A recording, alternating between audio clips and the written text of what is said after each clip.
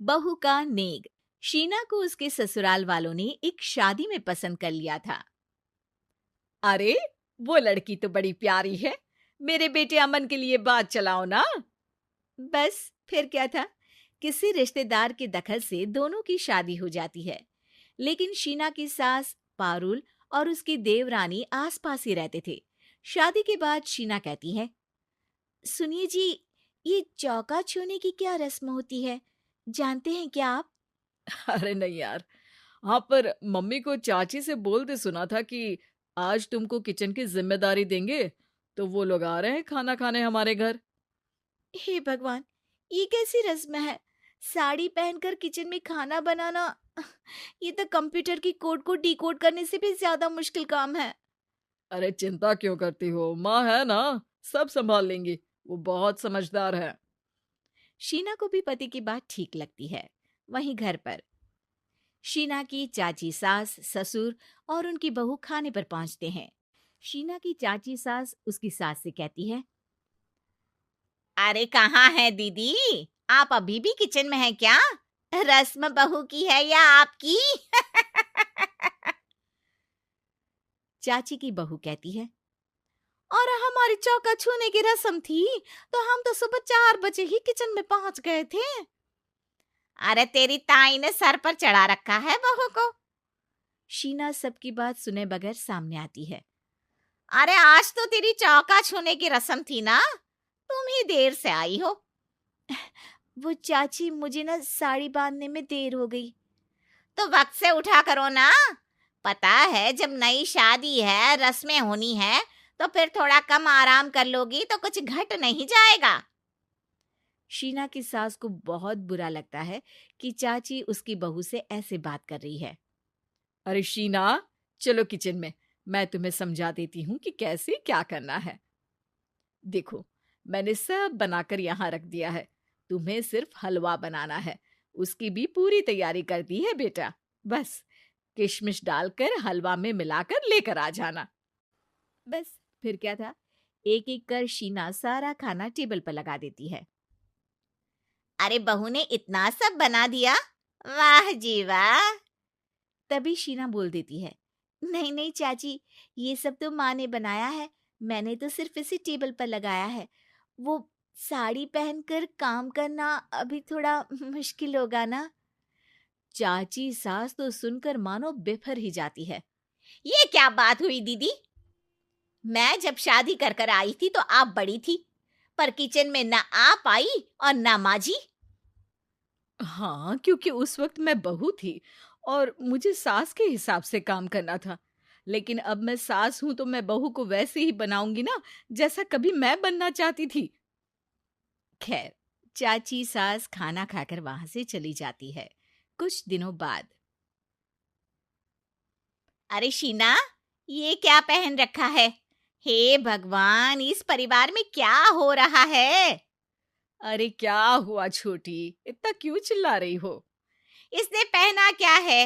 अरे दीदी, क्यों इतनी छूट दे रही हो?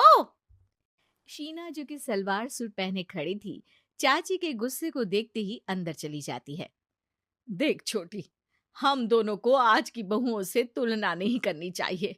वो दौर अलग था, आज का वक्त अलग है। देखिए दीदी, ये तो परंपरा है, हमारी सास ने हमें दी और आगे हमें अपनी बहुओं को देना है। ये क्या लगा रखा है आपने? आप तो पूरी संस्कृति ही खराब कर रही हैं। ये बोलकर चाची सास वहां से चली जाती हैं। शीना की सास चाची की बात से परेशान होकर रोने लगती है। तभी उसका पति वहां आ जाता है। अरे क्या हुआ भाग्यवान, फिर तुम्हारी देवरानी तुमको ताने देकर चली गई है क्या? हाँ, पता नहीं मैं ठीक कर रही हूँ कि नहीं, पर मुझे तो बहू के सूट पहनने में कुछ गलत नहीं लगता। अरे लोगों की बहुएं तो न जाने क्या क्या पहनकर घूम रही हैं। मैं तो उसे भी बुरा नहीं मानती। ये क्या मेरी गलती है? अरे नहीं, बिल्कुल नहीं। अपने किए फैसले का सम्मान करो। ठीक है सब। कुछ दिन निकल जाते हैं। फिर आता है शीना का पहला करवा चौथ। अरे शीना बेटा, यह त्योहार हमारे घर में बहुत मायने रखता है। तुम शाम की पूजा के लिए अच्छे से तैयार हो जाना। और सुनो, चाची सास और उनकी बहू भी यहाँ आएंगी पूजा के लिए, तो खाना भी बनाना है, वो मैं बना लेती हूँ। तुम बस आज के दिन साड़ी पहनना बेटा। शीना समझ नहीं पाती है कि चाची सास के आने पर उसकी सास उसे साड़ी पहनने को क्यों बोलती है।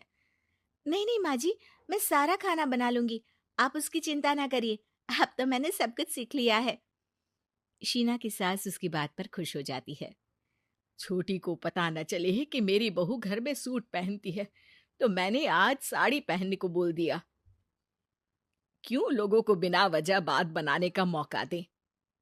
शाम को सब पूजा पाठ करके बैठे होते हैं कि चाची सास की बहू चाची सास से कहती है, माँ जी, आज के दिन तो आप लोगों के घर बहुओं को नेक दिया जाता है ना।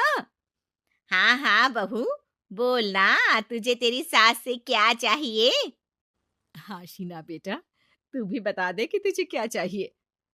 मम्मी जी, मुझे ना आपका वो रानी हार चाहिए जो आपने अभी पहना है। चाची सास थोड़ा हिचकिचाते हुए कहती है, हाँ हाँ हाँ, ले लेना, सब तेरा ही तो है। तुझे कौन सा हार चाहिए बहू? माँ जी, मुझे नेक में आपसे परमिशन चाहिए कि आप मुझे नौकरी की इजाजत दें। आप तो जानती हैं कि मैं और ये एक ही कॉलेज में एक ही क्लास में साथ में थे, लेकिन आज वो कहाँ है और मैं कहाँ। वाह जी वाह, ये भी सुनना बाकी रह गया था। इस खानदान की बहू नौकरी करने बाहर जाएगी।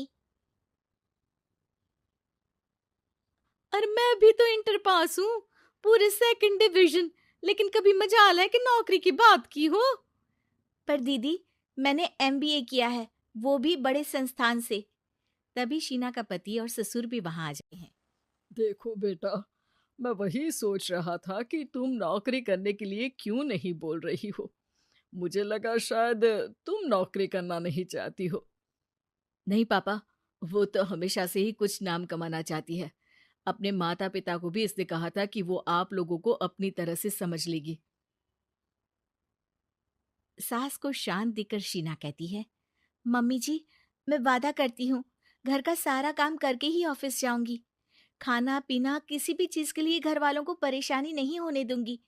वक्त से पहले उठूंगी और काम वाली को भी हटवा दूंगी। शीना की बात सुनकर सास हंस पड़ती है। अरे शीना, ये ज्यादा हो गया हाँ।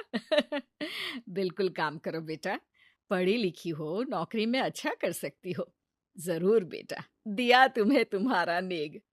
हाँ, पुरानी परंपरा जरूरी नहीं कि अच्छी ही हो, कभी कभी बदलाव लाना भी जरूरी होता है, जिसे देर से ही सही लेकिन समाज अपना ही लेता है।